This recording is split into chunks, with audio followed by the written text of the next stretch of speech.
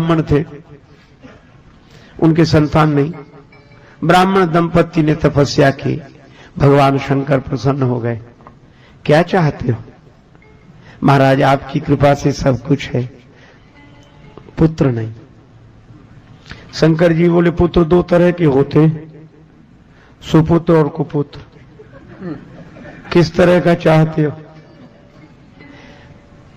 कुपुत्र की उम्र लंबी होगी पर जीवन भर दुख देगा, सुपुत्र की उम्र कम होगी पर तुम्हें सुख देगा। ब्राह्मण ने कहा सुपुत्र ही दे दो। अब शंकर भगवान ने कैसी परीक्षा ली, बोला अच्छा पुत्र होगा, 5 वर्ष की उम्र रहेगी। अंतर्धान हो गए शंकर जी। अब ब्राह्मण सुखी भी और दुखी भी। बालक का जन्म उम्र पता थी, इसलिए परेशान। 1 वर्ष, 2 वर्ष, 3 वर्ष, 4 वर्ष, बालक की उम्र में 1 वर्ष शेष रहा। एक ज्योतिषी से पूछा कुछ हो सकता है? ब्राह्मण देवता ने कहा किसी सिद्ध संत का आशीर्वाद मिल जाए। तो सिद्ध संत कहां मिलेंगे? ब्राह्मण ने कहा इस झंझट में ही मत पड़ो कि कौन सिद्ध है कौन नहीं है, तुम तो सबको सिद्ध मानना शुरू करो, कोई ना कोई मिल ही जाएगा। संत संत हैं, बस ठीक है। और तुम सब में भगवान के भाव से प्रणाम कराओ बालक को। ब्राह्मण ने गंगा जी किनारे काशी में कुटिया बना ली, पुत्र को लेकर रहने लगे। जो रास्ते से निकलता बालक उसी को प्रणाम करता। नर नारी निकले जिते युवा वृद्ध अरुबाल, गो गजबाज अनेक पशु सूकर स्वान श्रगाल, आवत देखे दूर ते जोरे दो हाथ, पुण्य प्रणाम सबको करत धरि धरि महिमे मात। हथेलियां कड़ी हो गई, सिर पर चिन्ह बन गया। लेकिन भगवान की लीला बड़ी विचित्र। जब बालक की आयु में रहे 3 दिन शेष, बड़े भाग्य से ते ही मग सप्तऋषि की ओर प्रवेश। सप्तऋषि निकले, मुनिमंडल को महिमे पर के दुज बालक दंड प्रणाम किया। चिरजीवी भव चिरजीवी भव, ऋषियों ने आशीर्वाद दिया। सप्तऋषि बोले चिरंजीवी भव चिरंजीवी भव चिरंजीवी भव। ब्राह्मण की आंखों में आंसू आ गए, हाथ जोड़े और ऋषियों से कहा कर जोड़ पिता बोला कि भी होंगे, सत्य आपके वचन कहे। इस दीन अभागे बालक की आयु में शेष दिन 3 रहे। 3 दिन शेष है। सप्तऋषि एक दूसरे का मुंह देखने लगेगा। अब ब्राह्मण बोला आप जानो और आपका आशीर्वाद जाने। ऋषियों ने कहा यह तो संतों की प्रतिष्ठा की बात है। आपस में सलाह की। ब्राह्मण से बोले तुम अपना बेटा आज ही हमें दे दो, कल्याण होगा इसका। बालक प्रदान कीन्हो करके कठिन हिया, ऋषियों ने क्या किया मुनियों ने क्या किया।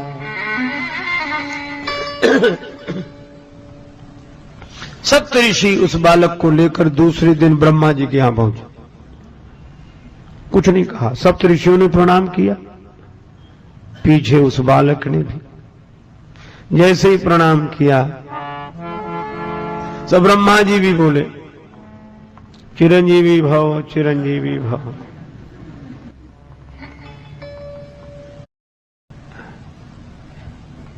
सुनि ब्रह्म वचन हंसी के मुनि मंडली चली। ब्रह्मा जी की बात सुनकर सप्तऋषि प्रसन्न हो गए, मुस्कुराने लगे और क्या बोले, सुनि ब्रह्म वचन हंसी के मुनि मंडली चली, चलो अपनी बला टली अपनी बला टली। ब्रह्मा ने चारों मुख से चिरजीव कह दिया ब्रह्मा चारों मुख से, चिरजीव कह दिया। ऋषियों ने क्या किया, मुनियों ने क्या किया।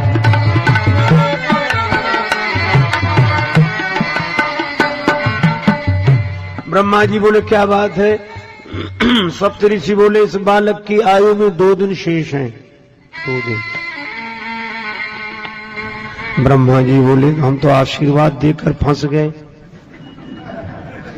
सप्तऋषि बोले ऐसे ही तो कल हम फंस गए थे, लेकिन आज हम मुक्त हैं। क्यों? लोग कहेंगे सप्तऋषि झूठे, तो हम कहेंगे ब्रह्मा जी झूठे। तो सप्तऋषि झूठे, ब्रह्मा जी ने भी कहा। ब्रह्मा जी बोले तो हमारी बात किसी तरह बनाओ। बोले आप ही बता, आप तो बुद्धि के देवता हैं। ब्रह्मा जी बोले परिवर्तन हो सकता है। भावियु में टिसकहीं त्रिपुरारी, भावियु में टिसकहीं,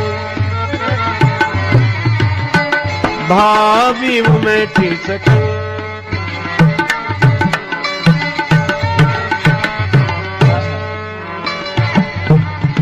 मैं सकई सकई सकई। भावी शंकर जी बिठा सकते हैं। वही चलो। तीसरे दिन सवेरे सवेरे ब्रह्मा जी सप्तऋषि वह बालक शिवलोक में।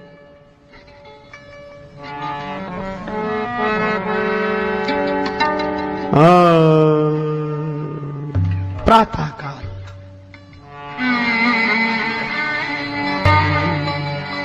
भगवान शंकर विराजमान है। ब्रह्मा जी ने प्रणाम किया, ओम नमः शिवाय। सप्त ऋषियों ने ब्रह्मा जी के पीछे शंकर जी को प्रणाम किया, और सबसे पीछे वह बालक भूतल परे लकुट की नाई।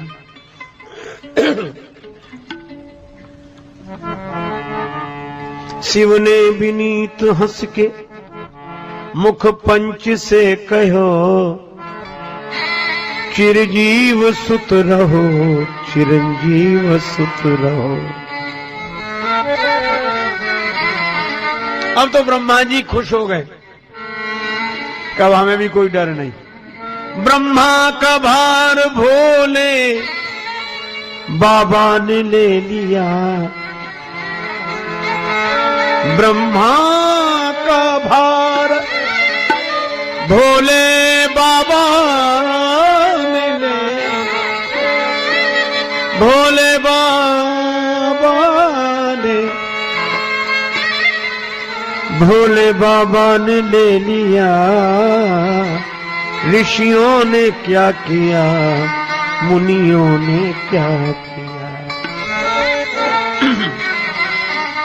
शंकर जी बोले बात क्या है? कहा आप जानो, एक दिन बचा है इसकी उम्र में,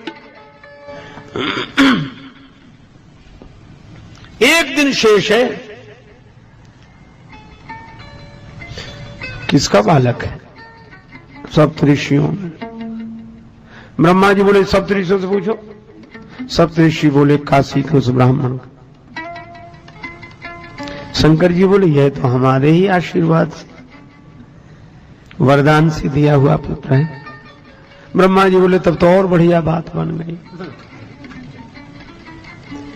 भावियों मेट सकहीं त्रिपुरारी, काल से तो महाकाल ही बचा सकते हैं। करालम महाकाल कालम कृपालम। देवादिदेव भगवान शंकर ब्रह्मा जी से सप्त ऋषियों से बोले आप लोग जाओ, इस बालक को यहीं छोड़ जाओ। भगवान शिव ने कहा ओम नमः शिवाय का जप करते हुए बिल्व पत्र शिवलिंग पर चढ़ाते रहो, निश्चिंत रहो। बालक वैसे ही करता रहा। शाम को उस ध्यान मग्न बालक के गले में यमराज ने फांसी का फंदा डाला। समय हो गया था। भगवान शंकर ने देखा कि बालक घबरा कर शिवलिंग से लिपट गया। शंकर जी प्रकट हो गए, त्रिशूल लेकर यमराज पर झपटे। यमराज ने हाथ जोड़ लिए, हे देवादिदेव महादेव, ये तो आपके ही विभाग की बात है, ये संहार विभाग तो आपका ही है, अपने ही डिपार्टमेंट में गड़बड़ी आप ही। शंकर जी बोले क्यों? बोले आपने इसे ने कहा। यमराज बोले कि 5 वर्ष की उम्र आपने ही दी है, सो पूरी हो रही है। शंकर जी बोले यह बताओ, इस बालक को उम्र तुमने दी है कि हमने? यमराज बोले आपने। तो कहा इसकी उम्र तुम्हारे हिसाब से पूरी होनी चाहिए कि हमारे हिसाब से? यमराज बोले कि सरकार का हिसाब सुनना चाहते। शंकर जी बोले सुनो, क्रमशः कलयुग, त्रेता, द्वापर, त्रेता, सतयुग, एक एक युग से बड़े हैं। सतयुग सबसे बड़ा है, और ये युग एक बार हो जाए तो मनवंतर, कल्प। और ब्रह्मा जी की आयु में ऐसे बीतत कल्प अनेक, ब्रह्मा जी की आयु में बीतत कल्प अनेक, और 10 ब्रह्मा बीते बने शंकर का दिन एक।